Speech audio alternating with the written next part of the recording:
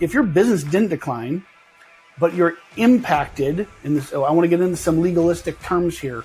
If you're legally impacted, you likely qualify. And I'm reading right from the IRS website here. So according to the IRS Businesses Who Experience, quote, partial suspension of the operation of their trade or business during this period because of governmental orders limiting commerce, travel, or group meetings due to COVID-19. That is rather loosey-goosey language for the IRS, but this by the nature of this thing of impacted, it's really hard to define. It's like when you're a parent, you can tell your kids the principles they should live by. You can't tell them everything they shouldn't do because the list is too long. That's kind of the conundrum the IRS is in here.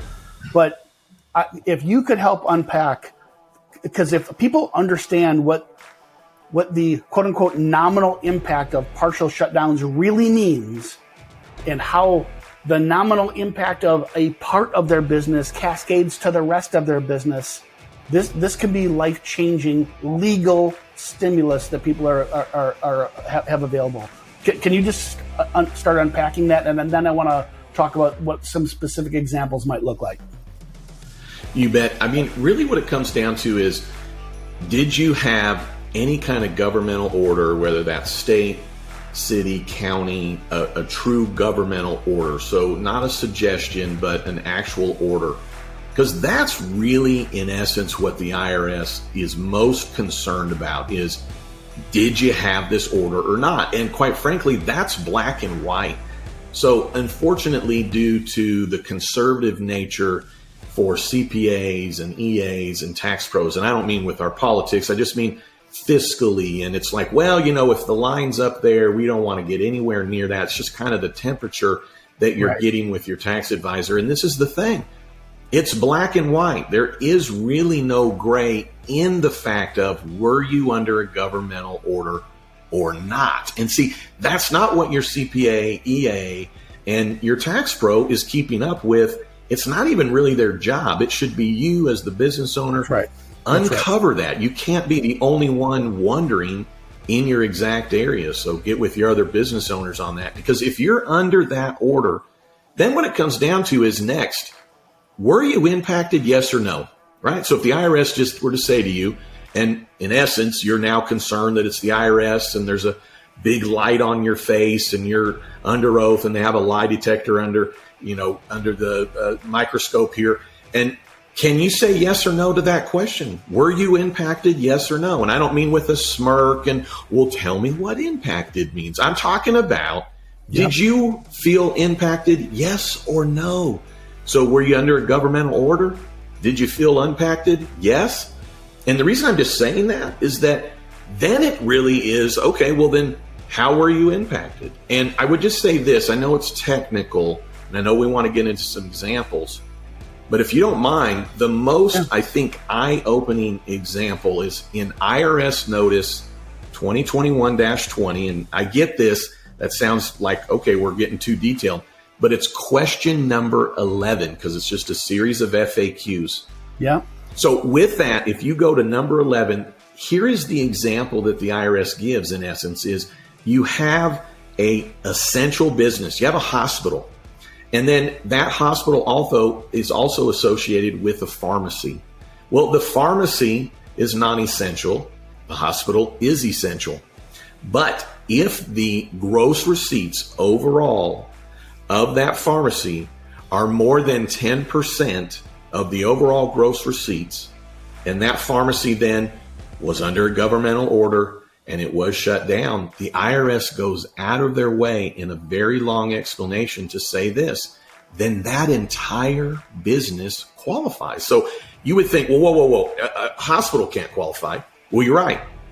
But a hospital that also has associated with it non-essential businesses that were under a governmental order and shut down, and that was in essence substantial enough, but the IRS defined for us, well, what's a substantial, in essence, effect to an essential business? 10%, not 10% of revenue being down, but if 10% of your revenue was affected by a governmental shutdown, then the entire business qualifies. It doesn't matter if you have essential employees or not, they're not broken out. So check out that one for anybody, mostly your tax pros that might be listening in to this. Check out that. It'll be eye-opening to you of really how much the IRS goes out of their way to show how even in these circumstances, essential businesses still qualify. Yeah, and I'm going back to reading right from the IRS. It's governmental orders limiting commerce, travel, or group meetings, right? Limiting commerce. Hopefully it's obvious. If you're a restaurant, I can't imagine how you don't qualify, right? I mean, if for no other reason, even if you didn't have to shut down, even if you didn't have to restrict hours,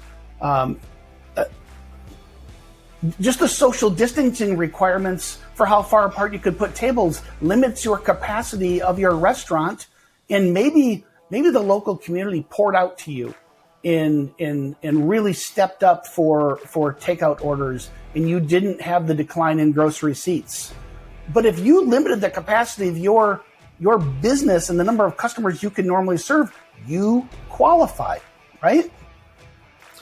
Absolutely. And there's really no gray in that because, like I said, the IRS, especially in that IRS notice, goes out of their way to give you examples just like that. And so if somebody were to say, well, I need a black and white, in essence, number, and I'm not talking about, just to your point, I'm not talking about reduction in gross receipts. But if the IRS says if your business had a 10% effect or 10% of your business had an effect, then in essence, the whole business had an effect. And so exactly with what you're talking about with restaurants or salons or those in the nail industry or those in the service industry, that they were limited in their capacity of how many they could let in their store. And I don't mean national corporate policy. I'm talking about under governmental order. If there was a limit to the number of people that could be in your store or in your restaurant, if there was, in my city, it was, well, you can still be open, but you can't have any customers come in, right? So you can figure out how to do business that way, but you can't have any customers come inside.